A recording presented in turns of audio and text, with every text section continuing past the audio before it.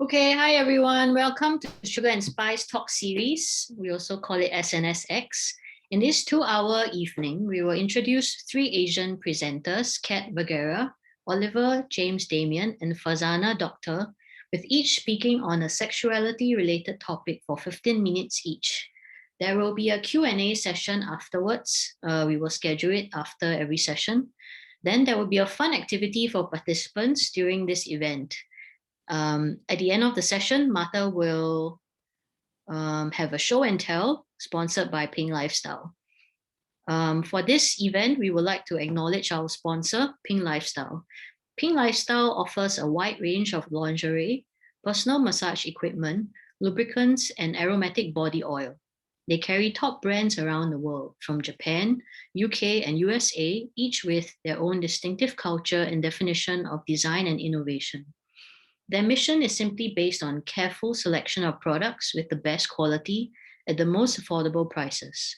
Ultimately, their aim is to bring couples closer together in the most direct manner. It is their goal to help you feel good about yourself and to draw out your inner beauty. Pink Lifestyle is a premium reseller of Lilo from Sweden, Womanizer, WeVibe, and Fun Factory from Germany, and Levents from USA, Tanga and Iroha from Japan.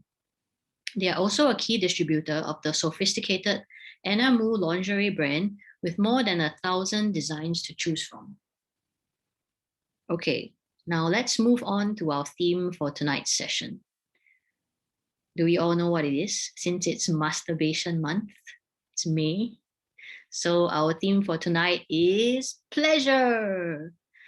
For speaker number 1, we have Kat VERGARA, and she will be talking about matters of the heart, finding magic in mutual masturbation. Relationships are not just about intimacy. In this 15-minute talk, witch, spiritual counselor, and author, Kat, also known for her witch handle as Bramblevitch, will walk you through how mutual masturbation served as a gateway for healing, unlearning old beliefs about sex, and self-discovery, not only for her, but also for her partner. So I will let Kat introduce herself because I also want to know what a Bramblevitch is, and also give us a brief description of what she looks like for our friends who cannot see her. Okay, Kat, take it away. Okay. Hello. Hello. Good evening. Over here in my side of the world, I am Kat. I go by the handle Bramblevitch. For those who, for our disabled audience out there, I am a Filipina, brown skin, dark hair. I'm wearing cat-shaped glasses, and I'm very petite, but you won't be able to see it since I'm seated down. So again, hello, I'm Kat, the Bramblevitch. I am a practicing witch, spiritual counselor, writer, and businesswoman. So you all may be wondering, what is a witch like me doing in a talk like this? I'm not a sex counselor or a therapist, but a part of my craft is to embrace not only the fluidity of sexuality, but also sex. So hail Loki and hail Freya, if I must. This then brings me to my topic for today. So, Kat, is there magic in pleasure and intimacy? Yes, I would like to believe that there is magic in pleasure and intimacy, whether you're doing solo, a partner, or even in a group. Unfortunately, if you're here to listen to me lecture about gayuma, or otherwise known as love spells in Filipino, this is not the talk for you.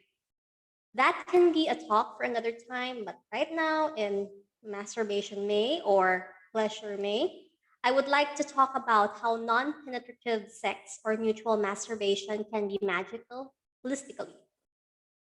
So, I know you might be confused with me talking about magic in a sugar and spice talk. Well, let me first clear out what magic for me is as a practitioner. Magic is not limited to spells, wand waving, and chanting to the faces of the moon. It's not like in Harry Potter, it's not like in media right now. Magic is how we change our fears and insecurities into strengths, seeking help to be better versions of ourselves, or even trying out new things, which were considered as taboo. Magic is how we can transmute. Please take note of the word transmute ourselves into becoming something we have never thought we could achieve. And here I'm going to say mutual masturbation can be magical for partners.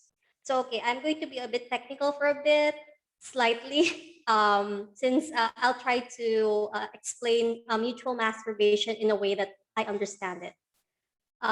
Mutual masturbation is often seen as foreplay if we go technical in the Google search. You and your partner touch and explore each other. You rile each other up before penetrative sex. And yes, toys like vibrators can be involved, but I like to think that it's still sex. But if for those who are still wondering or a bit confused on why, I want you to look at it this way. If you were raised in a Catholic household, especially here in the Philippines, you won't have good, honest, and proper sex education. And if a girl is not given this, especially in her formative years, neither are boys. Yes, we are taught the basics of the reproduction system. We are taught about what a penis is. We're taught about what a vagina is. But nothing, zero open and honest discussions about how pleasure is or how to be pleased. These are completely taboo, not only in our homes, but also when we're out with friends, we're out with relatives that we are comfortable with. Nobody wants to talk about it. So even the dominant religion here sees masturbation as sinful and wrong. So you would here in the Philippines you would get occasional social media posts on how masturbation is sinful and bad and it will bring you to hell. I guess most of us here will have negative salvation points. For the fellow Filipinos here, yeah, I'd say it's minus ligtas points po tayo. So here you have to wait until marriage even to know what sex is, even to know how you can be intimate with your partner. My experience, according to my mom's story, she didn't even know how babies were made. She really assumed that holding hands with her significant other would already result into babies. So that's a lot of unlearning for her. So for my generation, imagine relying on clandestine conversations, gossip, and media. And we all know that this can be misleading in the long run, especially when you're starting to build up long lasting relationships. So, aside from the negligence and stigmatization of sex education that has caused, of course, unwanted pregnancies and the scandalization of necessary protectives like condoms and contraceptives, this negative outlook of sex has paved the way for many being unable to know themselves beyond the bedroom. So, with that kind of brief background, um, you want to be intimate with your partner, but you have zero ideas on how they think. Personally, you may have known your body to a certain extent, but things start to shift or become different when you have a partner. This was something I personally realized when my now fiance and I first decided to be intimate. I'm not saying that I have zero encounters. I did. I was intimate with women before, so the vagina and the clitoris were a playground that I was a bit familiar with. But when faced with the opposite sex, I have no idea how that happens. No amount of porn and erotica prepared me for that. So here is where mutual masturbation feels like a risk to me. Premarital sex is extremely looked down, especially here in the Philippines. And even if I've been intimate with a woman, I really needed to know my partner, who is male, on how we respond to each other because I'm pretty sure it's very different, especially biologically. Something told me, or intuition, as we would say, is that if I wanted to spend my entire life with this guy, I have to get to know him also in the bedroom. So yes, it was a risk, but it was well worth it.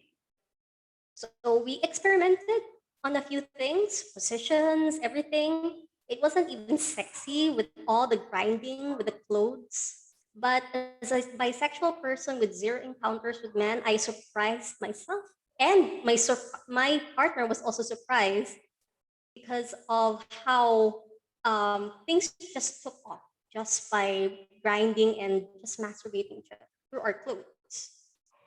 And also, after the act, we actually did research. We actually looked it up if it's really possible. And yes, it's actually mutual masturbation. And that one event led to conversations. And then it became deeper conversations like our traumas, our fears, and even limits. And here, I also want to stress that mutual masturbation helps with intimacy. Sex is an intimate act, but often our traumas hinder us from being intimate. Personally, this was something I had to overcome because of my own traumas, being touched inappropriately by the opposite sex in public when I was a child.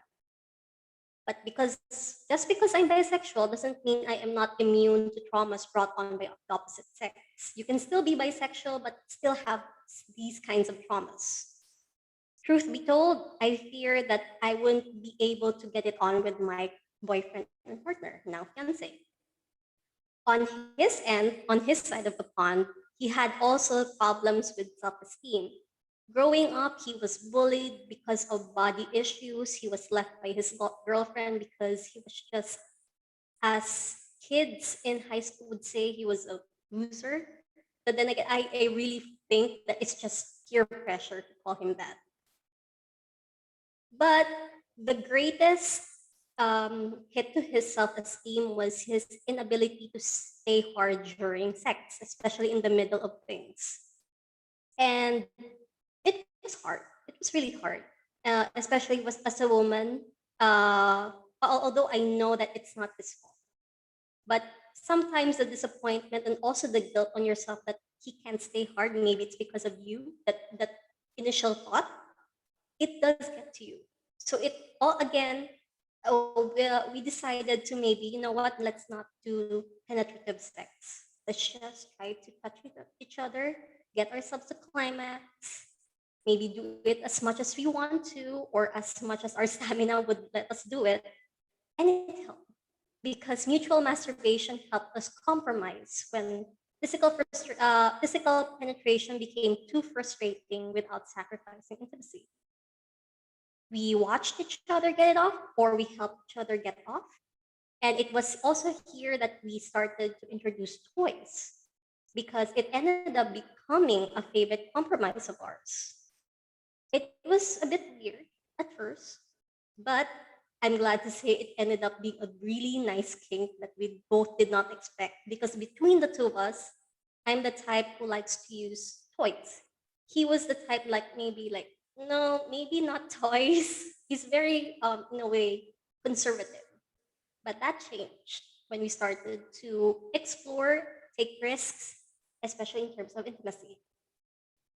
So another thing I wanted to share about mutual masturbation is that through it, you learn how to trust. So, segue for a bit. In tarot, the lovers is always thought of related to romantic relationships because, of course, there's two people in the card. But what if I tell you that there is more to the meaning of the tarot card? The lover is not just about relationships. It also tells about communication, that you should communicate to your partner in order to create and foster a harmonious relationship. And when there is communication, there is also trust. Just like penetrative sex, mutual masturbation needs consent. And consent needs trust. So, as someone who likes her toys but has a partner who isn't sure about them, it took a lot of talks, it took a lot of sharing of pictures, exploring, late night sending of pictures of maybe do you want this, or maybe what do you think of this?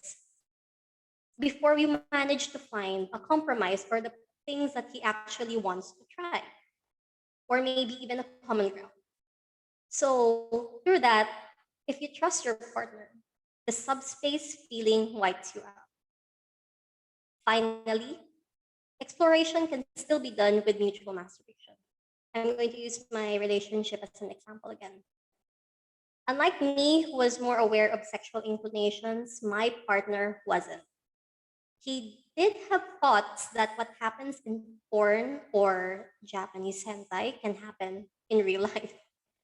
He only knew how to pleasure himself and have always thought of himself as vanilla. Now, there is nothing wrong with being vanilla. We don't discriminate here.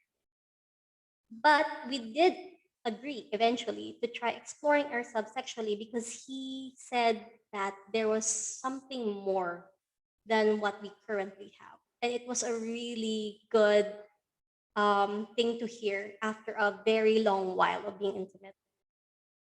He taught me where he was most sensitive. He took my hand and let me explore his pleasure spots. While on my end, I told him where to touch me. And it helped us get to know our anatomy a little bit better since I realized that things are different when you are doing it solo or when you're having sex with the same sex. It was a rather interesting experience in my opinion, and I'm really happy that that moment really created a turning point in our relationship. The more we explored, the more sex became magical itself. He wasn't the only one learning, that's the thing. I was also learning. Although I do admit that we still have a long way to go, and when I was still drafting this talk, I actually stopped for a moment and looked back for the 5 years that we've been together, and I realized that oh shit, we've gone a far distance from when we started dating, and I didn't like to compare my experience, but it was more. I realized more things in this relationship than in my other relationships that refused to explore and take risks while being intimate. Today, I don't see the unsure boy that I had a crush on. I've watched this guy grow more confident in what he wanted. And myself, I also grew in confidence. True that there are a few hiccups, and right now, because of the pandemic, we have to wait until things clear up before we can spend intimate nights again. But seeing someone grow out of their insecurity simply because you started touching and watching each other masturbate is magic in itself. From our insecure selves, we managed to transmute these into confidence in just a few years. And that is magic. Again, magic isn't limited to the act of casting a spell to make one fall in love with you. Magic happens when you watch someone transmute their insecurities with an erotic touch in the right place. So if you enjoyed the talk, if you enjoyed my energy, you can actually book a Matters of the Heart reading with me. You can contact me at instagram.com/Bramblevitch. And that's it. I actually am doing tarot readings for relationships, for people that need spiritual guidance. And I'm also preparing to create a podcast on magic, as well as maybe talks in the future. But that's something still in the air. Hopefully, that will manifest in the future. So that's it. That's my talk for the evening. Thank you for listening. Thank you, Kat. Thank you so much for sharing such a personal story with us. Now the floor is open for everyone to ask questions. If you have any, you can also private message me or Kat.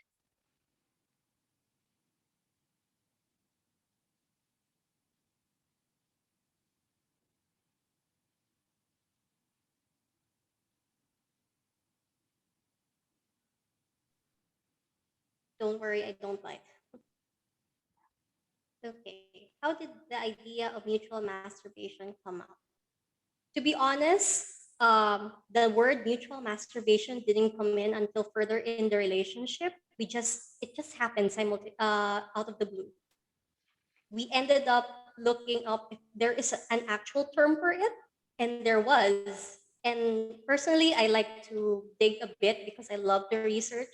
And I found out that the things that we've been doing to get each other off, because well, he just couldn't stay hard, was actually mutual masturbation. You can do it through clothes. You can do it when one of you is just wearing clothes and the other is naked. Both of you can be naked.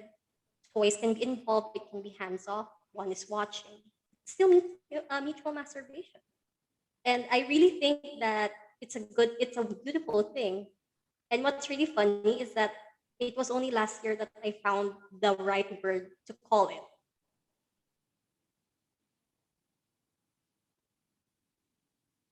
So with your gift for writing, did you write any story or poem for this experience, or do you come up with like a different term for it?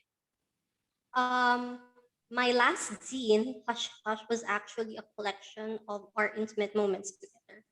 So I'm working on putting it up on Amazon ebook since I have a lot of projects right now under my belt. So I'm still learning the ropes of making ebooks. But hopefully by the end of the year, I can get all my erotica poems up and uploaded. Okay, from Dr. Martha, how did he deal with the lack of erection? He actually had a hard time the first time it happened. It was really a very insecure thing. It wasn't pretty. I'm going to admit it. It wasn't pretty. We had how can I translate the thoughts into words right now? It was a night of disappointment, I guess. But we eventually realized that it shouldn't um, be a big thing between the two of us, because I told him that, if we can actually get off without being inside of me, then maybe we should try new things. Maybe you should try watching me get off, and then you try getting off. And it ended up being something that we do, especially when, of course, since the back then he hasn't proposed to me yet. So when we meet up, of course, it's on our own volition. Here in the Philippines, of course, as I mentioned, that premarital sex is taboo, so we have to like do it on our meet up clandestine. So it's also in a way a safe way of making sure that I don't get pregnant, because I have PCOS, polycystic ovarian syndrome. So I can't even predict my periods. So until I got an OB, everything was unpredictable. We always had a pregnancy scare. So also mutual masturbation kind of helped us eliminate that scare. Did you ever feel like it was your fault? Yes. I used to think that it was my fault. We did try a lot of things, like we tried the condom, but in the end we found out he was probably allergic to it, because on contact he goes soft on the condom. So we experimented a lot. It was a lot of trial and error. It was a lot of talking. It was a lot of cuddling and making sure that he was okay emotionally, because you know how when sometimes when men becomes insecure about their own sexual virility, they get hit really hard comparing to maybe us women that we can still somewhat adjust. And he really thought that he had everything. It technically a toxic, I guess, a toxic masculinity kind of mindset. But we managed to at least find a compromise between the two of us. And I really hope that when we do end up tying the knot, that we can still continue doing it, because he seems to enjoy it a lot. And it has boosted his own self-esteem. So that's what I really want in this relationship, that for him to find his self-esteem even in the bed.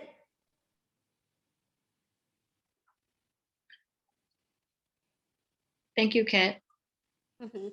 Thank you for sharing. I can feel that the things that you have shared with us is very personal, and I really appreciate that you have come here with your vulnerability, and so that everyone else can also appreciate your sentiments, and for those people who also feel the same, that they can relate somehow. Mhm. Um, so Sure, Martha has sure. one last question. Uh-huh. Your experience felt so innocent, pure, vulnerable, and fun. Thanks for sharing. Can you share again what intention you had for audience in sharing this? I'd like to tell the audience that mutual masturbation can really help you emotionally. In magic, we have what we call transmutation. And although people think of magic as being creative, I really think that magic can transmute all the negative emotion into something positive. And in a way, in the old thinking was like turning metal, uh, any kind of metal into gold. But here in magic, any negative emotion that you have, insecurities, negative self-esteem, you can transmute that into something positive for you to be more confident about yourself. And I really think for those who are really still unsure about the whole sex thing, that mutual masturbation can be a gateway for that. Thank you, Kat. Thank you. Okay, now it's time for us to move on to our second speaker, Oliver. He will be speaking on a man's journey to living a pleasurable life one stroke. In this 15-minute talk, Oliver will share with you what he has learned from all the inner work and social experiments he has done in the last 7 years after he deconstructed his former life based on the fear of missing out towards his new life oriented on the complex pleasures of being in the joy of the moment. Yes, take it away, Oliver, and do describe how you look like for our friends who cannot see you. Yeah, right now I'm wearing glasses and my hair is tied up. So I'm half Filipino, half Vietnamese. So I have the kind of almond eyes, is it? Is that how you call it? And I'm brown skinned and I'm wearing it's a black shirt, no, it's a black jacket. And Ewan, would you allow me to share my screen? I just want to show something. Okay. Okay. So what enabled me as a man to to have this deconstruction of my life is this thing called orgasmic meditation. It's a practice.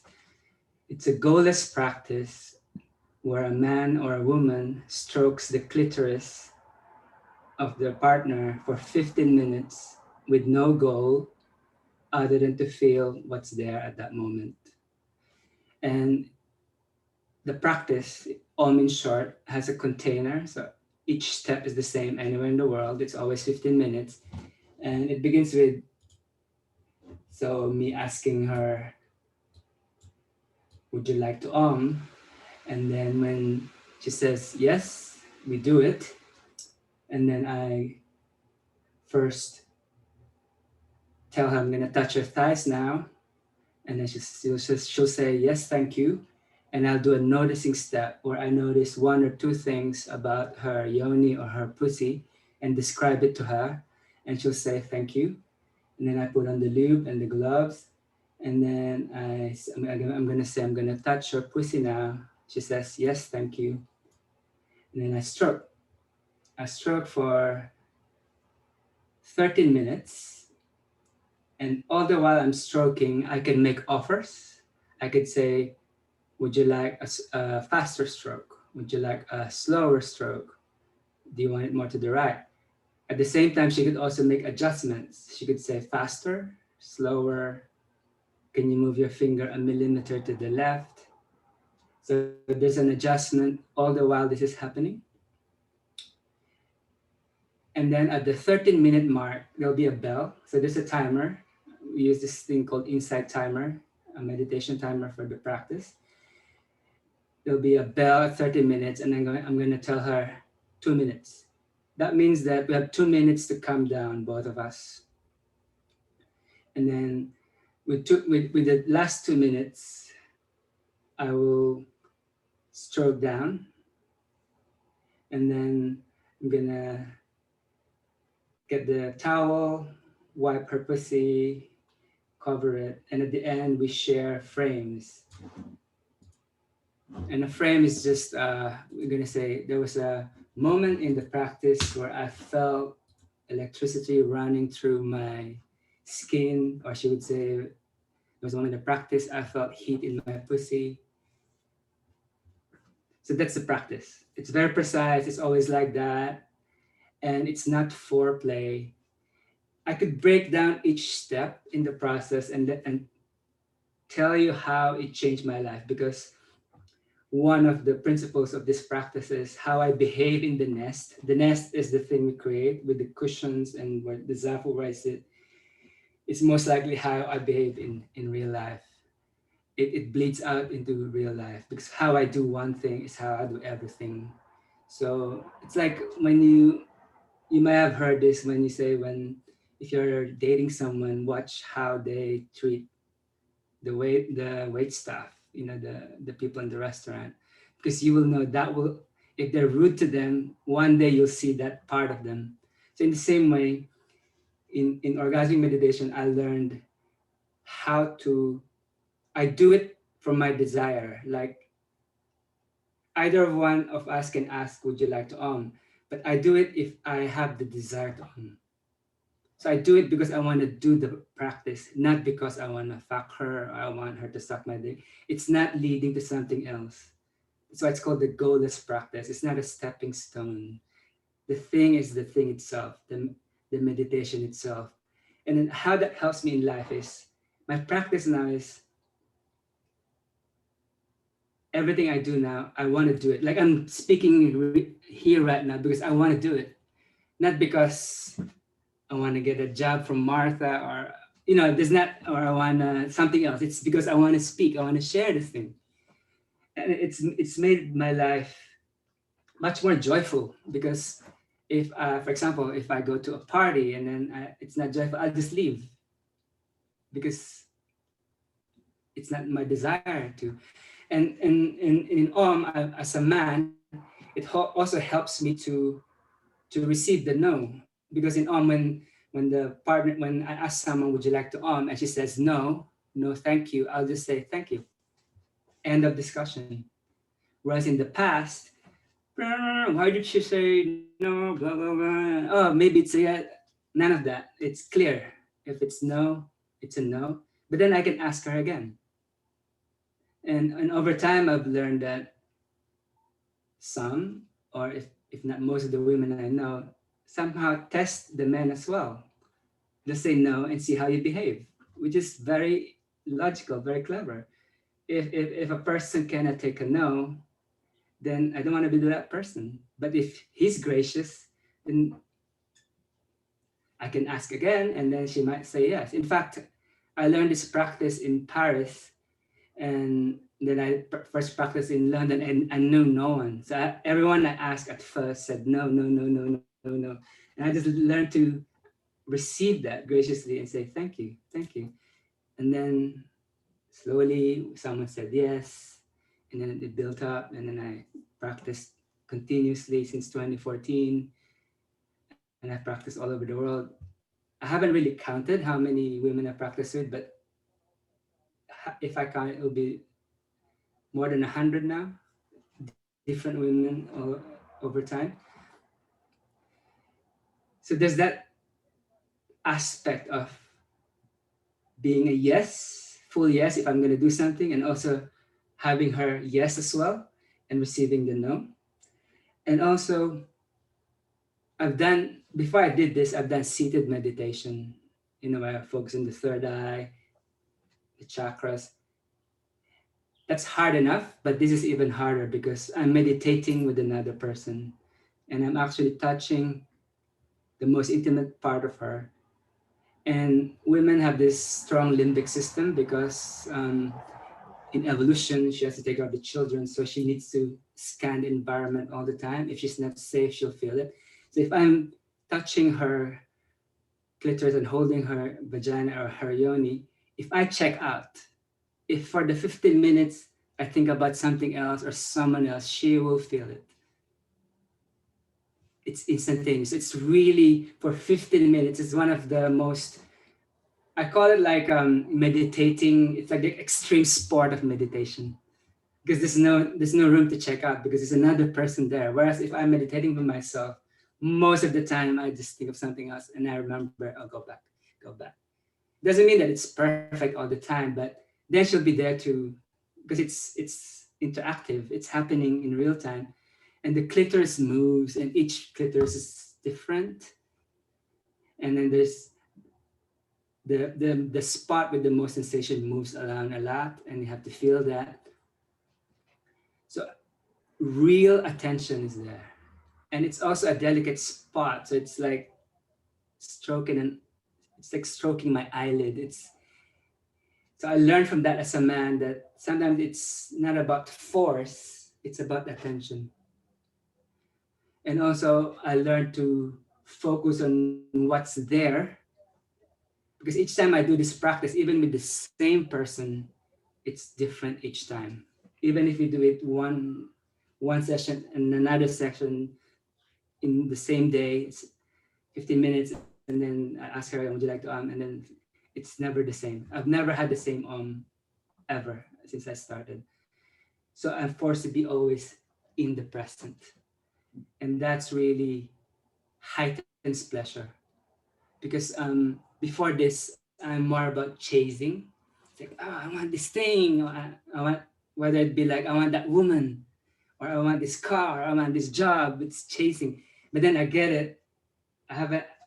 I don't really enjoy it, and I'm not on to the next thing. What's the next thing? Or I kiss her, like in high school, base one, kiss and then touch the boobs and then touch, there's like this, bam, bam, bam, bam, and then even having sex, you have the foreplay, and then you climb this cliff, and then boom, and then it's boom, and then just sleep.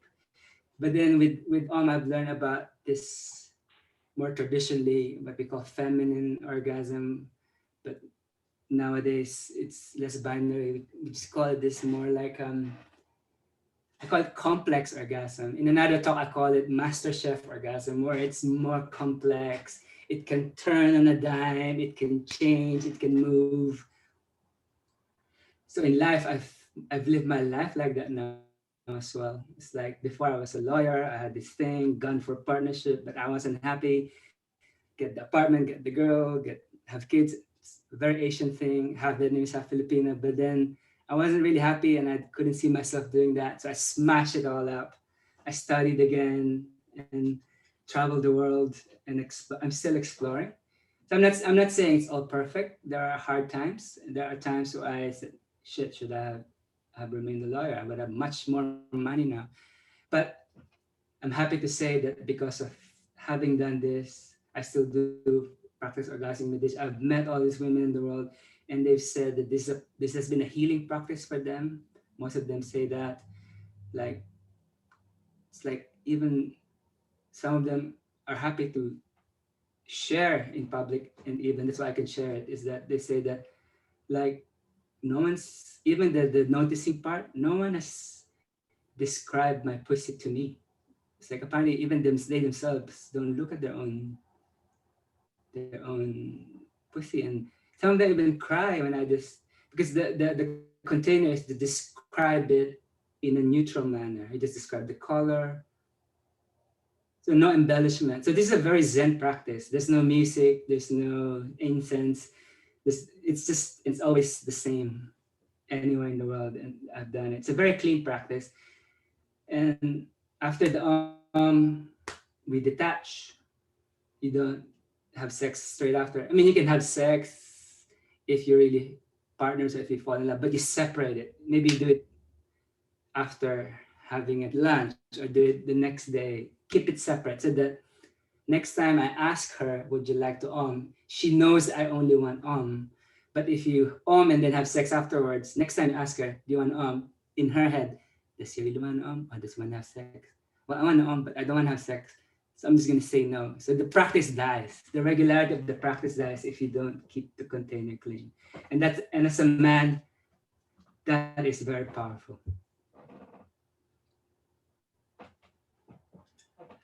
So yeah, let's now move to questions. So I have a question. Well, I teach orgasmic meditation. There's some teachers around the world as well.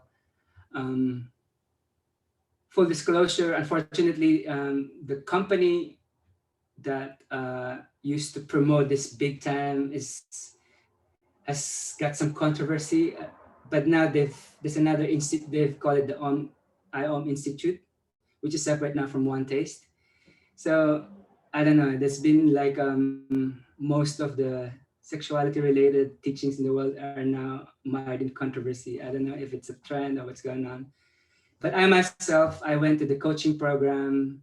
I went all the way, and I didn't really see the controversy, but maybe other people have different experiences. So yeah. So the question is, yeah. Question: I can really see how this could be helpful for trauma healing as well as partners where sexuality has become stuck. Can you speak to that? Yeah. Now, yeah.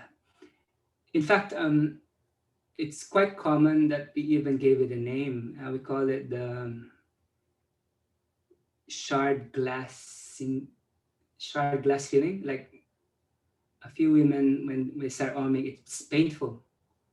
It's even painful to touch the clitoris.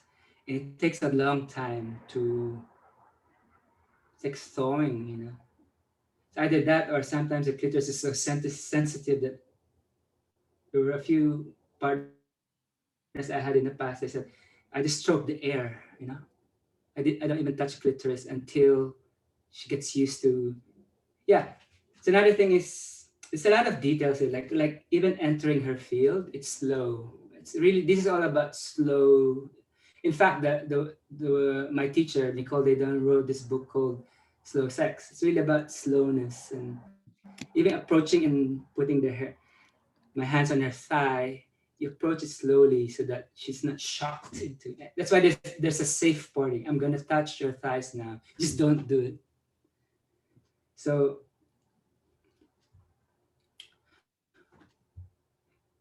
and I also speak to, yeah, I had a few. I have a few partners where they were doing it with their husbands in the same community, but they weren't. You could monogamously, just the two of them, but most people with other people. And some of them share that like they've been in like marriages where the sex is just dried up, and this somehow opens it up, you know, and and and to her she was receiving pleasure but with no strings attached. It's not like I'm going to steal her from her husband, you know what I mean? So to them, and also she in a way, yeah, one of the other thing that is counterintuitive is most people think that I'm doing things to her. No, her orgasms, the stroker's orgasm is hers. In fact, as the stroker, I'm in the surrendered position, because whenever she adjusts, I will just have to do what she says. It's very empowering for women to do this. That's a question. What about people who don't have a clit? In well, there's two answers to that. One answer is there's other practices geared towards men, like the Rainbow Rub with Joseph Kramer, and also there's a corresponding for men. But when I was learning it, it was a bit de-emphasized. Although people do it, it wasn't the emphasis of the school, because according to Nicole, and I agree with her, most of society is already geared towards pleasuring men. You know what I mean? Or the porn industry. So there's enough attention there. It's good to have more attention on this side. And I agree with her. And also, in a weird kind of way, the more I relaxed into this, the more sex I had. It's weird. Like when I was pursuing sex, it wasn't happening. But when I was in service, it was happening more. It's a bit paradoxical, you know. And another, so that's one part of the answer to what about people who don't have a clit.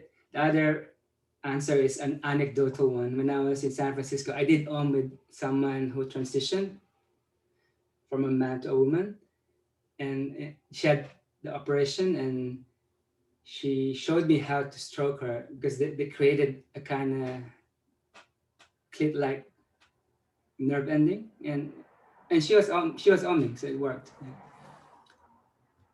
Yep. Is there something like this but for men? Yeah, there is.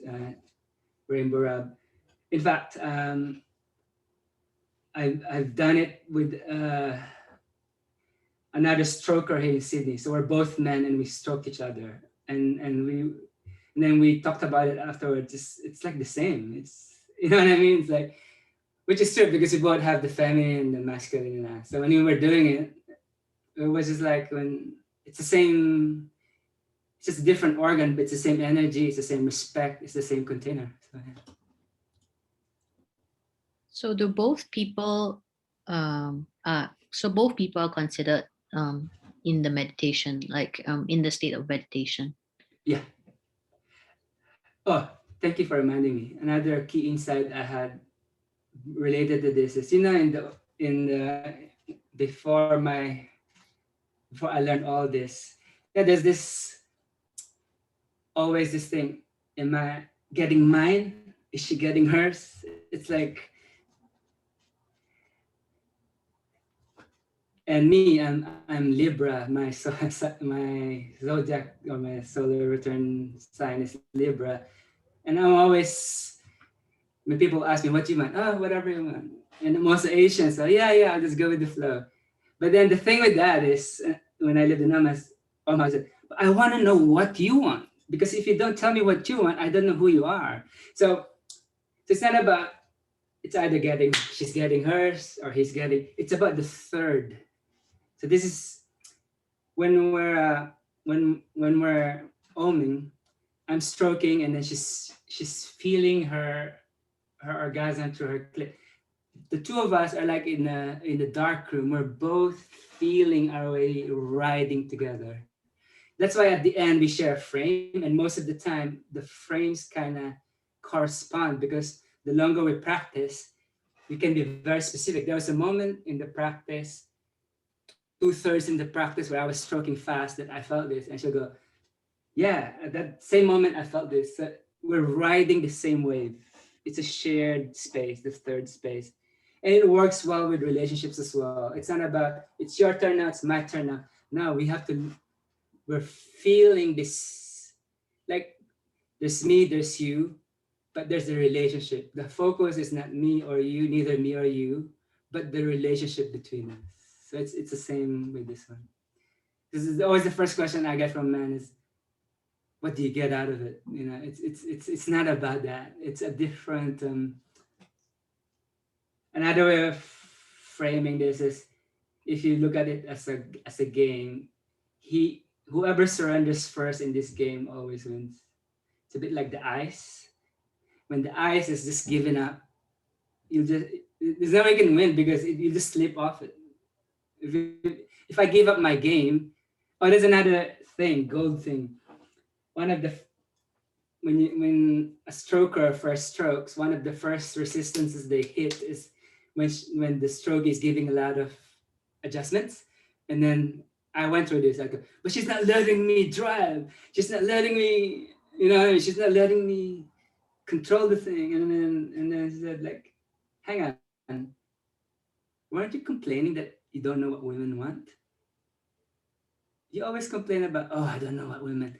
Now she's telling you specifically what she wants, and you're still complaining. And then it's like, whoa, that's true. She is actually telling me directly what she wants. She wants it faster. She wants it a millimeter. I should be saying, oh my God, thank you so much. I don't have to guess. You're telling me. So there's a beauty in that, in receiving adjustments and being. It's perfect because you tell me what you want. Oh, this is so good.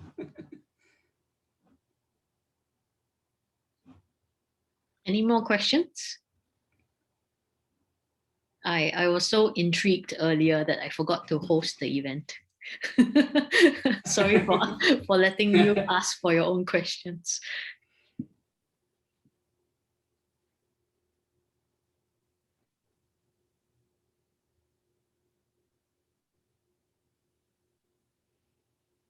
Okay, since we have no more questions, thank you, Oliver. Thank you so much. I was so intrigued. And it was really interesting, and I feel like there's a lot to think about. After, I think Martha said that she feels like tearing up. Yeah, there was something magical about it. Yeah. Thank you very much. Yeah. On that note, I think I need a break. Does anyone else need a break? Maybe we could go for a 5-minute break. And then we'll be back around 8 o'clock. Okay, see you guys then. Mm-hmm.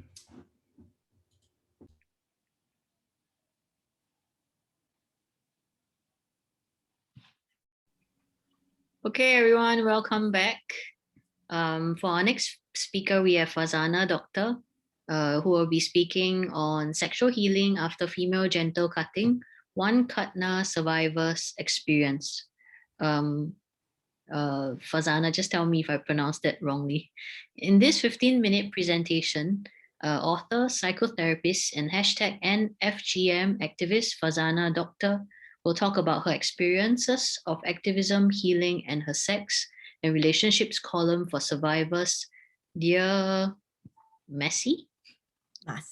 Massey, sorry. Yes, take it away. And remember to describe how you look like. Yes, thank you. So thank you everybody for being here. So what do I look like? I'm a South Asian woman originally from India. So I have brown skin. I have a little bit of a fountain at the top of my head because I've pulled my hair up. I'm 50 years old. Yeah, I don't know if there's anything else I can say. I'm not used to describing myself. This is such a good exercise. I'm gonna share my screen because I want to make sure I stay organized. Oh, my slides aren't showing up when I try to share. Let me just try this again. Okay, try again. I needed to make you host. Okay, cool. And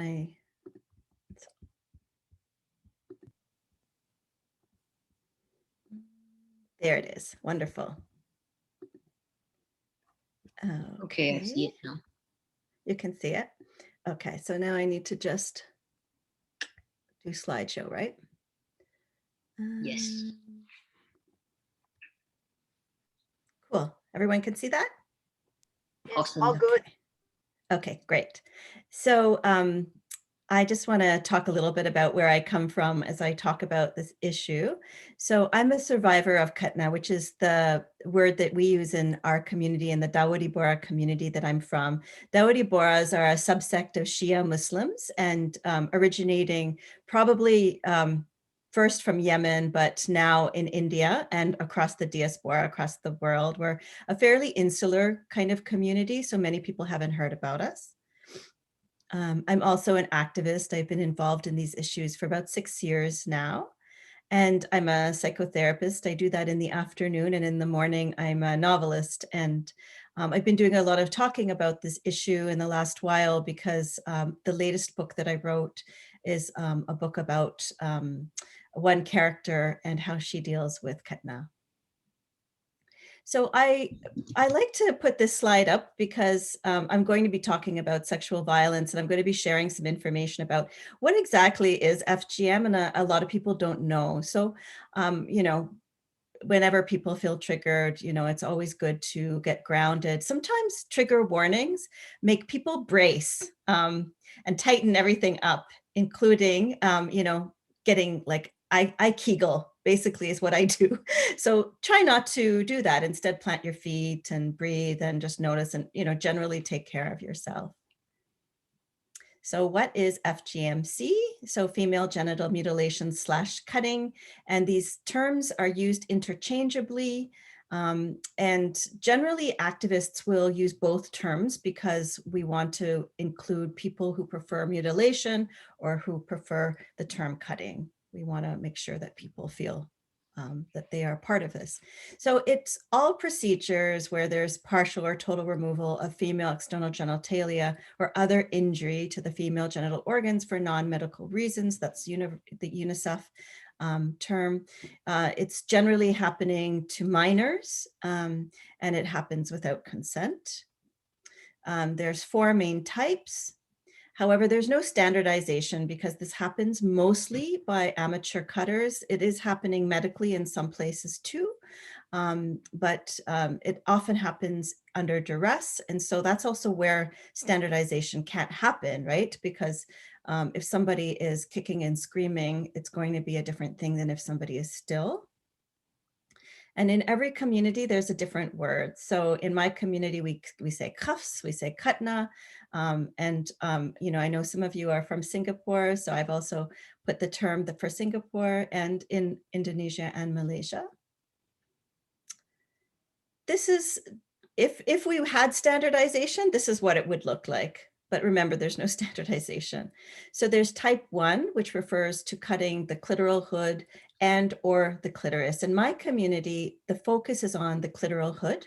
But of course, you know, the space between the clitoral hood and the clitoris, especially on somebody who's really small, is very like minuscule. And so often there can be damage to the external part of the clitoris.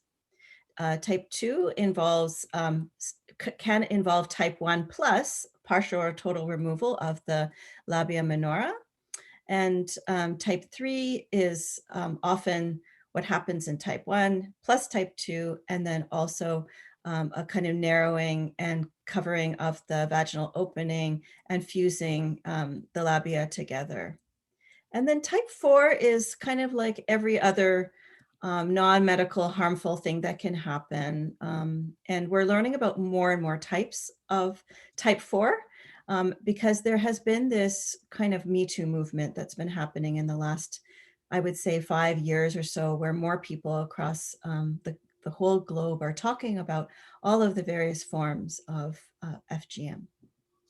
So here's what we know so far. And remember that this is a very silenced, taboo subject. So there's lots of things we don't know.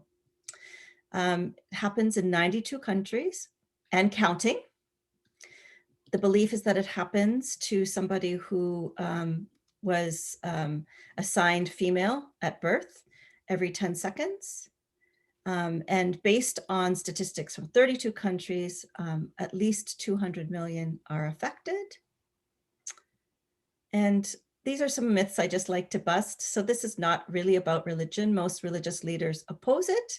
Of course, there are fringy religious people who say that it's required. And in my own community, our religious head says it's required. This is not about culture. You know, sometimes people who are the proponents of maintaining these practices will say, it's our culture, we are allowed to do it. But we actually think of it as a social norm. And we have so many social norms that have changed over time. And really, if it's about culture, it's about patriarchy. And it happens across religious and cultural groups all around the world. So I'll tell you just a little bit more about how it happens in my community. So as I mentioned before, small insular Muslim community. This is a picture of me and my sister and one of our aunts wearing a rida, which is like the traditional dress that you would wear if you're going to a mosque. Some more Orthodox women, though, wear it all the time in public. And we're standing in front of a mosque that my great-great-grandfather built for his mother. And I always like to show this photo because religious practices are very fluid. So, you know, here I am, you know, not wearing religious garb, but I have had these moments where I also practice. And, you know, we come from a community that is very generous, very beautiful. Many of us are like there's been a lot of focus, at least, you know, in the history of our community. It's changing a little bit lately, but There's an emphasis on education of women. Like this is a beautiful community. And it also has this very harmful practice. So how it's practiced in our community is that around the age of 7, plus or minus a few years, for me, it happened when I was 4. That's when it is done to a girl. And it's done because of the belief that it can control sexuality. And across the globe, this is why it's done. There's a belief that female sexuality must be controlled. And this is a way to somehow control it. And we have a religious head who insists that it must be done. And he is quite loved. And there's also a community dynamic in which you're not allowed to question anything. And if you question, you can be shunned. And within a community where there's a lot of interdependency, the community shunning can be quite harmful. You know, if you have a business in the community, and this has actually happened, someone can have a business in the community, their daughter might be speaking up about this on Facebook, that father who maybe owns the business will get a visit and be told, if she doesn't stay quiet, we will boycott your business. So that's an important community dynamic to notice. And most of the people who practice Khatna believe that it's harmless, like no sex education, right? So they believe that it's harmless, that it's just a normal thing. It's been happening intergenerationally for thousands of years. So like, what's the big deal is what they would say. And it's only been in the last 5-6 years that this has even entered into kind of mainstream discussion. Before that, nobody talked about it. Within families, you could have had it done within a family and nobody would have talked about it. You could have gone with your cousin. You and your cousin will never talk about it because, and this is my experience, when it's done, it's incredibly confusing and painful. You're usually told that you're going for ice cream or to a party. So then, you know, and you're taken by a family member to an amateur cutter or to a clinic. You don't know what's going on. And what you're told is nothing happened. Why are you crying? So gaslighting. And don't talk about this. You're not allowed to talk about this. And so there can be a lot of silence. And a lot of people will even suppress the memory. And if you are then a grown-up who has suppressed the memory, and then maybe your mother-in-law or somebody says, it's time to take your child, you're going to be in a bit of a state of a fog, perhaps, right? And in my case, how it worked, because I have a family that is quite, I would say, not very religious, and that's part of, I think, how it happened, is that when, you know, we're a collectivist culture. And so, you know, a parent might say, we're not going to do this to our child, but other relatives and elders will say, we know better. And we're going to save this child and we're going to take care of this child. And this is how they would do it. So in my case, it happened without my parents knowing. I never told them. It was never discussed, all of that. So that's a little bit about how it happens. And of course, it's not harmless. Of course, it's not. So here's a couple of studies. In this one study, and I encourage people to go look up wespeakout.org. It's the organization I've been working with. 33% believe it has negatively impacted their sex life. And of course it does, right? It's like any form of sexual trauma. And so these are some of the things that people said: low sex drive, inability to feel sexual pleasure. Sometimes there's oversensitivity in the clitoral area. So the thing you said, Oliver, earlier about that glass, broken glass, sometimes people can feel an oversensitivity and even pain. And, you know, we know that the clitoris is this multi, yeah, I'm making, like, it's got many parts, and it's got, you know, branches, right? And we know that nerves work in this very interesting way. So if you did have some damage to the external part, you can feel pain in other parts too, right? Further down the branch. SAYO is our sister organization. They've also done a study. 32% said they didn't even know if it impacted their sex life. And so that speaks to a lack of sex ed, right? Like, what do you compare it against? And 35% said they didn't even exactly know what exactly had been cut. So, you know, maybe they've never looked at themselves in the mirror. Maybe they have never been encouraged to understand what genitalia can look like. And, you know, of course, we know that female genitalia can look like, there's so much diversity, right, in what things look like. Oh. Oops, sorry. And if you're interested, go to these websites and you can find out more. So I wanted to talk a little bit about what has helped me in my own healing. So mindfulness has been really helpful. So I really like the idea of, you know, slow sexuality. What I was able to do through learning mindfulness in my sexuality was that I could stop, I could pause if I got overwhelmed, if I felt unsafe, if my limbic system was detecting something, if I was in a state of suddenly feeling very small and young, pausing, waiting. This was something that I learned from a therapist, but Stacey Haynes has a great book on this. And then I had to teach my partner. And at first, I was struck by what Kat said, you know, initially when you're figuring out these things, it's not pretty. You know, everybody cries, everybody overreacts, everybody gets scared, right? But we learned to just be like very neutral about the pausing, like, okay, yeah, we're going to take a breath. And then we're going to wait. We're going to see if we want to continue. I've done different forms of therapy. You know, as a therapist, I'm in this very privileged position to be able to seek out different people, sometimes peers, and asking for a session or two if I know that they've got specific kinds of training. So somatic experiencing is one that I really love. Internal family systems therapy is great for working with the inner child. Janina Fisher's work has been really helpful. She, you know, talks about how the traumatized part often doesn't know that we have survived and still expects the trauma to happen again, you know. So think about how this works, you know, perhaps you're lying down and you're in a very similar kind of body position as when the original trauma happened, right? So the traumatized part of us thinks, let's be on guard, let's brace, let's, you know, dissociate, let's, you know, all of that kind of stuff. So that was very helpful to me because sometimes, you know, there can be this notion of like, well, it happened, you know, 45 years ago, like, what's wrong with you? But no, our body doesn't know. I needed to do some work around spirituality. You know, what does it mean to be part of a community that is so beautiful in so many ways, but also does this? So also looking at ancestral wounds. I did some work with somebody who is like a kind of like a psychic therapist, looking at how could we also heal previous generations. And then, you know, my ongoing activism has put me into contact with so many fabulous feminists, and we talk a lot, and that really helps.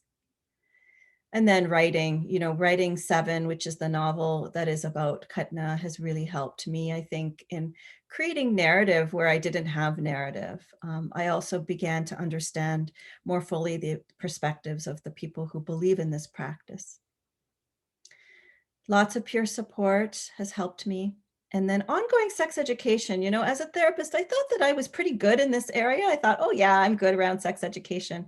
But the more podcasts I listen to, the more I, you know, come into spaces like this, I'm like, huh, wow, I'm having this realization that I still have this myth in my head, you know, or that belief. So ongoing sex education is so liberatory. Here's what didn't work for me. Shock and disbelief and pity. There's so much about that, you know, and I understand it. When I first started learning about FGM, I would be in a state of shock most of the time. But, you know, it's just another form of sexual trauma. Racist assumptions about culture and religion are so unhelpful. So I've heard people say, oh, I know that story. How often, you know, Muslim men, blah, blah, blah. Like, it's just not helpful for people to say these kinds of things. It's, you know, racist. Often the words that get used to describe this practice are barbaric, backward, and primitive. And I understand why people say that. You know, again, it's shocking to think that these things still happen, but these words are quite alienating if you're a survivor. Untrained doctors. So, very few doctors have been trained around FGM, and those who have been trained may have been trained more around type 2 and type 3. So they know how to recognize scarring that looks like that. But, with type 1 and type 4, you might not have any scarring. You might have such a minor scar, for example. So with me, I have a very minor scar that one doctor saw, under bright lights, and she was like, I have no idea how this would happen. This doesn't look like FGM to me. That's very invalidating, of course. Sometimes survivors have a lot of pressure to get involved in public speaking when they're not ready. And I think that's because there's not a lot of survivors speaking out, and those who do it often burn out very quickly because they haven't done their healing work, right? So that was something that didn't work for me until I was ready, and I got myself ready. I just want to tell you about a couple of activist interventions. So I do this sex and relationship advice column. So if you know any survivors, please send them in the direction of this column. We want people to ask their questions, and we basically debunk a lot of myths and try to provide some sex education for FGM survivors. We do a lot of social media campaigns like this one, Be the One campaign, and this one is Be the Grandma who protects her grandchild. We've also got like other iterations of this, be the father, be the mother, be the aunt, all that kind of stuff. And these two women are my own grandmothers. The one on the right is still alive, and she gave her permission to be part of our campaign, which speaks to how change happens in a community. This woman had never heard about any opposition to this issue until a few years ago, and began to get educated and changed her mind about it. If you would like to be an ally, just keep learning. Help us to normalize conversations by breaking silence. You can take part in some events that happen globally. February 6th is the day where we all take part in campaigns. So, think about doing that in your own workplaces, at your schools, in your communities. And here are a couple of organizations you might want to follow. One is the group I've been part of. Another one is a Singapore-based one. And questions, and maybe I'll just stop share. So. Yes, thank you, Fazana. So we are taking questions now. Thank you for your brave sharing. Actually, I have a question. I imagine there is a lot of resistance from your community and the work that you do. How are you coping, and how do you deal with it? There is some resistance for sure. Again, because it's so taboo and so silenced, many people just will avoid the conversations. But we do have some very there are pro-Kutna activists out there, and they behave very rudely and hostilely on social media. They troll us. So mostly we've just learned how to block those people. And I think how it really, where I get my strength is by having a community of activists, who we all buffer each other. Mostly the most difficult issue is that people just don't want to talk about it. Oh, and there's a question about, does it exist in Canada? Yes. So it happens across the world. And I just want to tell you about how in the US, until 1977, female circumcision was covered by health insurance plans. So these are white Christian women until 1977 who were subjected to this as a way to control their sexuality. And where we think it's happening in North America is in the diasporic communities. So it's all anecdotal. People will say, yes, I know a cutter and I know it's happening, but it's very hard to track down these people. It's illegal, but there's been never any enforcement.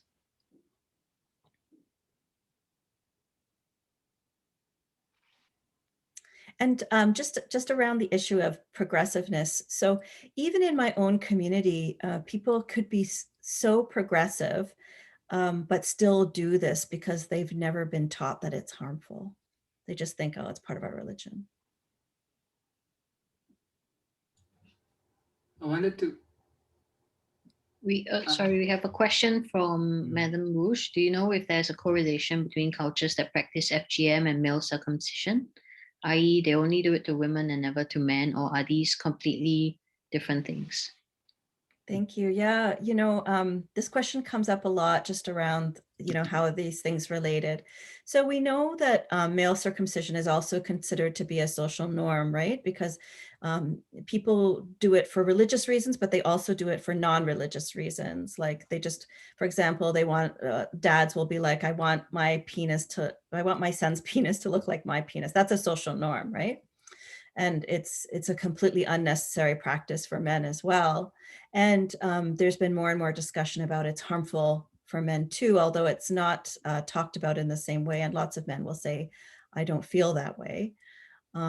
It's the issues of bodily autonomy and lack of consent are the same for both practices. And I think there's a growing movement of men who are saying that this is a violation and this is abuse. So where the correlation between where it happens is probably across religious groups, but not completely, right? So for example, Jewish people will do it to the boys, but not to the girls. Some Muslims will do it to the men and not to the girls. Sometimes some Muslims will do it to the men and to the girls. So it's not really a correlation. Yes, we had a question from Oliver. You wanted to say something? Yeah, I don't know, I was just thinking, to what extent could there be like a legal way to stop this? Do you know what I mean? Because Yes, it's like, if there can be a UN convention against the use of torture yes. or something, can there be something like that cuts across cultures? Yeah? So globally, this is something that is considered to be a human rights abuse globally. So, like the World Health Organization says that, UNICEF says that, the UN says that, and there is sort of this commitment that by 2030, we're supposed to abolish this practice. I don't know that it's going to happen in 9 years, but that's sort of the commitment that's out there. And I would say in a lot of countries it is illegal, and in some places there's enforcement. So Tanzania is a great example of this, where the teachers talk about it in school, the police will follow up, there are safe houses, there's lots of education. It's still happening, but there are all kinds of interventions. In many countries, if there is a direct report, they will investigate it. So legal interventions are happening, but not enough. I think it's the social interventions that are really going to stop this practice, but it does need to be legal too. And more of a comment, and I think it's perhaps so there's the FGM, right? But it's being rationalized, but there's a need to control women's sexuality. Why? Don't we just don't we Such want a good it, question. Don't we want it to blossom? In my experience, that's what I want is for to see her in her full whatever. How can it be justified that we need? Why do you even want to? It's even an oxymoron. How can you control sexuality, orgasm? The whole point is not to control it, isn't it? Yes. So I don't know how they got away with justifying this. It's ridiculous.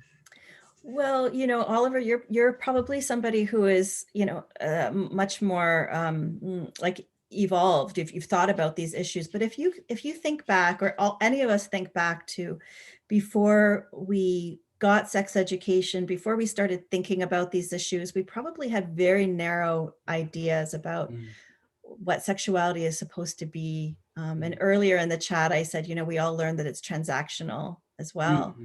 And there are still communities, that believe that virginity is a thing. You know, now, most of us are like, virginity is not a thing. But, you know, so there's all kinds of really outdated notions out there still about sexuality.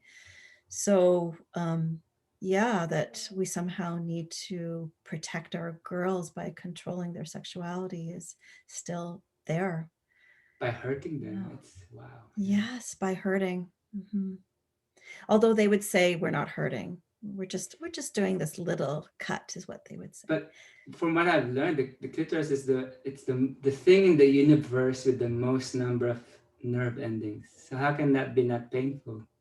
Yes, the it's thing- absolutely yeah, painful. yeah. Yeah. And then when you think about type 2 and type 3, which are more extreme versions of damage and harm, you know, in those cases, it's a bit more obvious. We are actually trying to harm.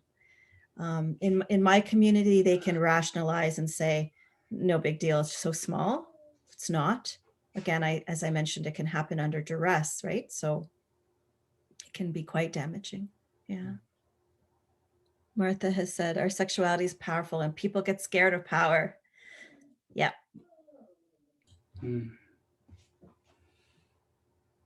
Can you say something or repeat about pleasure and FGM? Survivors can still have pleasure. Should we call them survivors or victims? That's a question from Martha. You know, it really depends on the person, right? So I think a lot of people I know like to be called a survivor. Some don't even want to identify as either victim or survivor. They just don't want to be even thinking of themselves in relation to this abuse. But yes, so sexuality. So some of the things that have come up in conversations and also in the Dear Masi column is that, you know, because the clitoris is a multi-branch thing, even if you had damage to the external part, and you might not have, or it might have been minimal, still, there are so many ways to access pleasure. And that stat that I put out there, that 33% said that it impacted their sexuality negatively.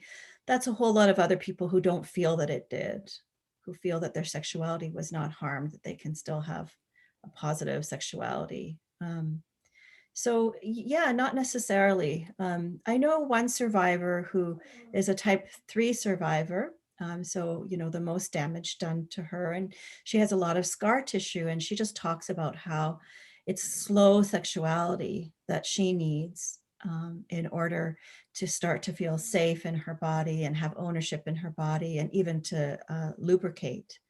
And so, yes, of course, you can have pleasure. You might just need to approach it the way any sexual abuse survivor might have to approach it, through a lot of care and mindfulness. Is there Karen, rehabilitation? yes. So the question is there rehabilitation? So, you know, I would say trauma therapy, psychological trauma therapy is probably the biggest thing that people need to be doing. But let's say your clitoris was cut, the external part of your clitoris was cut. There is a form of surgery that basically helps to, I'm going to get the word wrong, but it helps to bring more of the internal part of the clitoris out. And so it's almost like a reconstruction. And people can also have a reconstruction to external parts of the vulva as well. This can be quite liberatory. People can feel so much better about their bodies as a result of it. And I think they need to do their psychological work for any of it to manifest the way they want. Okay, Oh. Martha had a question earlier. What Yes, do you about have to say, medicalization. yes, to Yes, medical doctors who perform FGM, who say they better do it, otherwise it will be done in more dangerous ways elsewhere? yeah. And there are places where it's primarily done in a medicalized way. And I would say that's in Singapore, right? And that's in some parts of Indonesia. And then even in India, there are some doctors who believe this. So, you know, what I would say to those doctors is you know, you took an oath to do no harm, and you have power and authority, and you could be using that power and authority to say to a parent, don't do this. This is why you don't do this. I will report you if you do this. You could go to jail. So I think that's how they need to do it. And yeah, I think these are probably doctors who don't have enough sex education themselves, who think that this is somehow okay. Yeah, and some people also think it's more okay to do it to newborns than to do it to small children because they won't remember, but you know, the body holds the trauma. And this also speaks to male circumcision. I think the body of, you know, baby boys, they hold the trauma too in their bodies.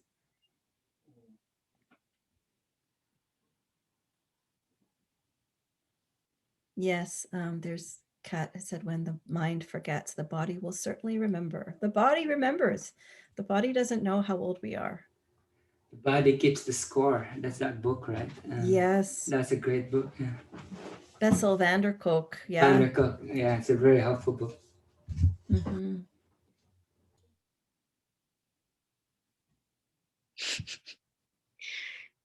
Okay, do we have any more questions?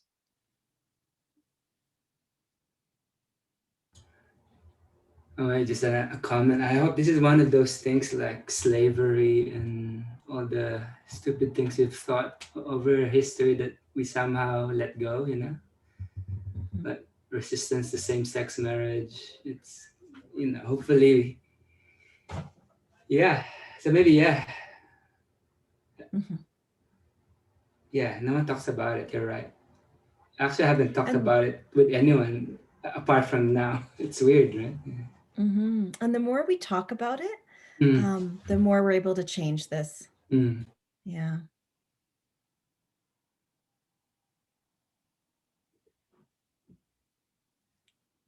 Well, thank you, everybody. Thank you, everyone. Okay, if we have no questions, then I think we can move on. But before that, thank you so much, Fazana, for sharing something that is so personal as well. I think the three presenters today have shared very personal stories with us. And personally, I feel inspired by their bravery and also their ability to bring their vulnerability here today. Yeah, so Martha, do you want to stop the recording before we move on? Yeah. So I just want to say that replace pin. We are going to stop the recording for a while to do a fun activity. And we are committed to ending at 9, which is at 24 minutes time.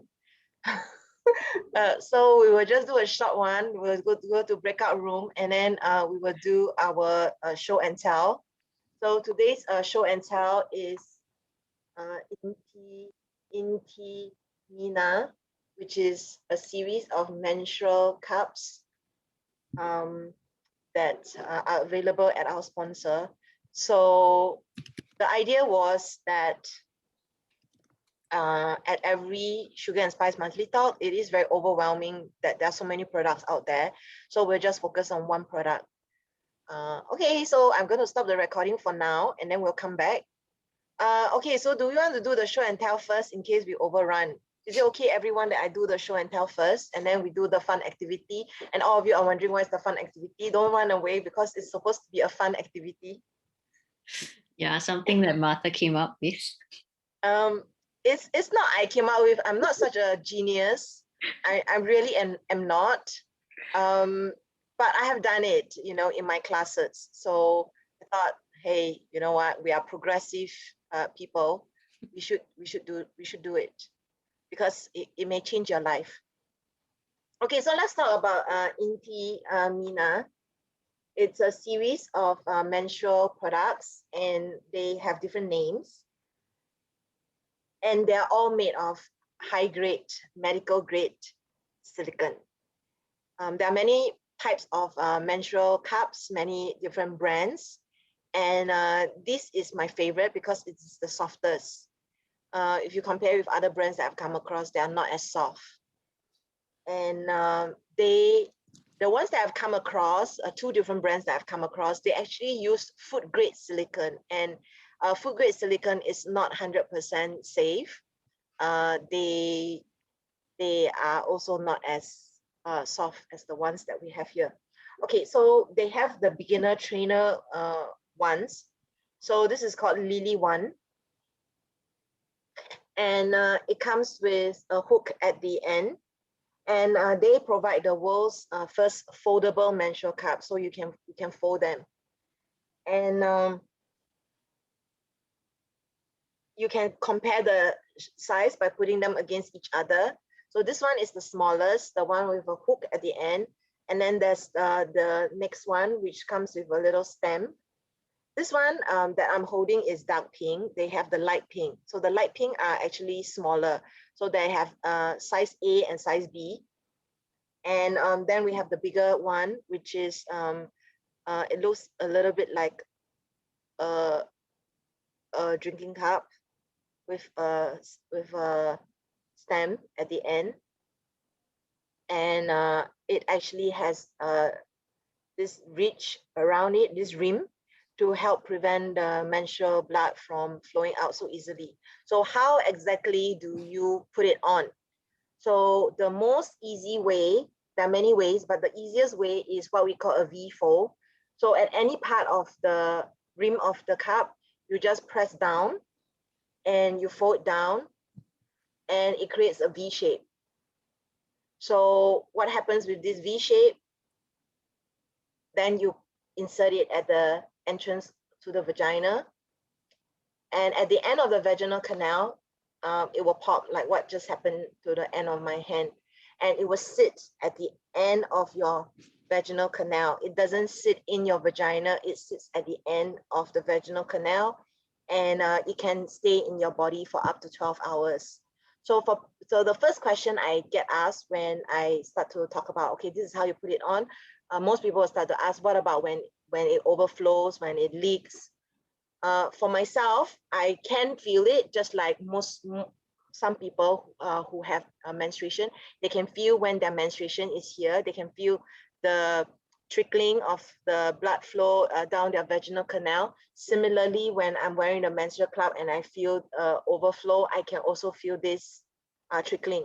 So what you can do if you are still learning how to get used to the menstrual cup is you can still wear your sanitary pad. And so some people, like, since I'm already wearing the pad, why would I want to also use this?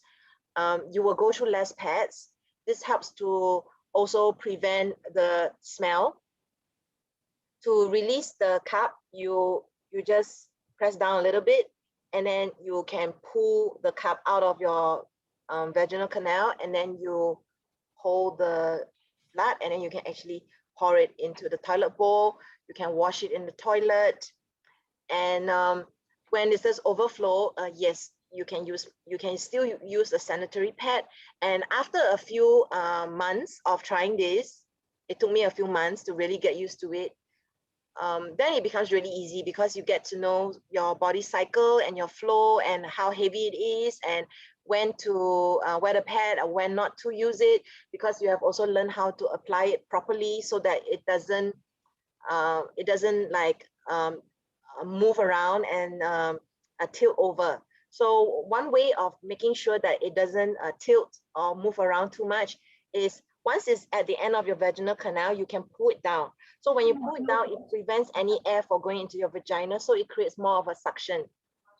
And to wash your cup, you can just use water and soap. A lot of people at the start of the so a lot of people at the start of the session, wait, you're not on mute. You are the culprit. I don't know how to mute her.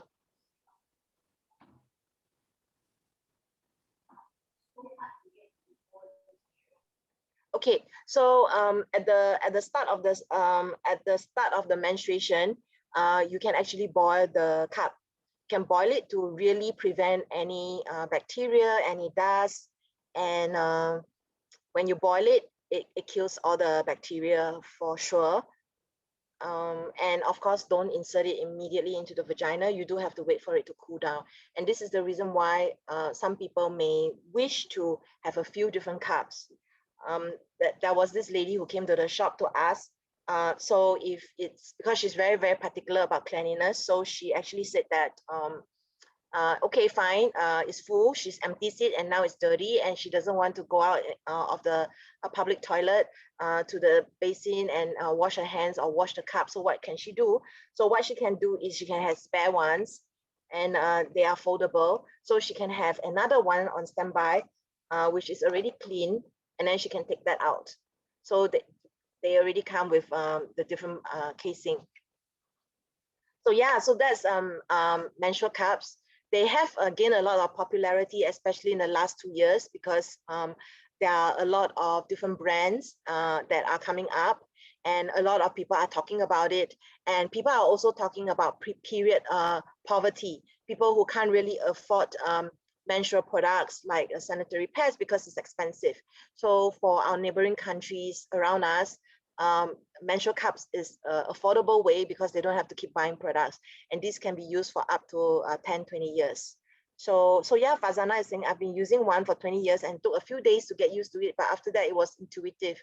So my colleague Elaine, she says she's very lazy. So what she does is she actually just puts some lubricant so that it could just go into her vaginal canal very easily, very quickly, within a few seconds. So some of the customers will say things like, well, all you need to do is just relax and just insert it, and it should just glide, because the menstrual blood is also a form of lubrication. However, Elaine said, oh, because I'm lazy, so I just use the lubricant, and then that will really ensure that there's no pain. So that's also another way. So a lot of moms who come to the shop, they would say things like, oh, this is not suitable for my daughters because they're virgins, or they it's messy, or they wouldn't be able to manage it. I think it's a matter of understanding that this is actually access to our own bodies, the autonomy to our own bodies, and it's also by connecting with your genitals, touching yourself, touching your menstrual blood, which is not dirty, you start to reclaim your menstruation, and it becomes something that you can look forward to and actually have connection and relationship over, versus like, oh, this is like the monthly curse, or certainly negative messages around our period. So I feel that products like this, in whatever way, the different options, is just about what works for you. And of course, as you know, it's good for the environment. It's not dirty, it's clean, hygienic, convenient, and saves money. So end of the day, I'm not here to say buy menstrual cup. I'm not here to say that. I'm just here to share that this is just an option that people who are more educated will feel more comfortable with, because they hear about it, they talk about it, they see it, they touch it, they feel it, and they are more likely to use it. To be very honest with you, even though I'm a sex educator and I knew all the benefits of menstrual cup, it took me about a year to finally use it, because I realized I couldn't talk about them without not being a user. So it took me 1 year to even pluck up the courage to even try it, because I was really concerned about the pain. I was concerned about the inconvenience. So for Fazana, it took her a few days to get used to it. For me, it took me a few months to get used to it. It took me like 3 months to kind of get a hang of it. And the first time I was able to insert it successfully, it took me a while. I was so proud of myself, and I felt so good about myself. I felt like I've crossed another hurdle in my life. Like I've become more adult. Like what other people can do, I can do too, kind of thing. So yeah, it really changed my relationship with my period. Even though by the time I had my period for like more than 20 years, I still felt that it was a reclaiming of my body and my relationship with my menstruation. So it's really hard to put a label to it, but I really felt good about it. Felt good about myself. Yeah. Okay. So having said that, I've come to the end of show and tell. Didn't want to go on and on too long, so I'd like to thank Pink Lifestyle for the sponsorship. And you can go to the discount code that's Love Sugar Spice to get a 15% off their website. So 15% is quite a lot. It's really quite a big discount because yeah, even other affiliates also get maximum 15%. Yes. So okay, I'm gonna stop the recording and then now we'll do our fun activity for those of you who are still here. So thank you so much for coming for Sugar and Spice, and thank our presenters, and thank you, Wen, for being the host, for doing such a good job, for staying, and thank you to those who came. Okay, never mind. That's my Thank you, joke everyone. again. Yeah. So see you again next month. So the theme next month is going to be on Pride. So it's Pride Month. June is Pride Month. So we will have different presenters talking about on the GLBTQIA spectrum, talking about their relationship with their sexuality, their sexual orientation, reclaiming who they are. Thank you.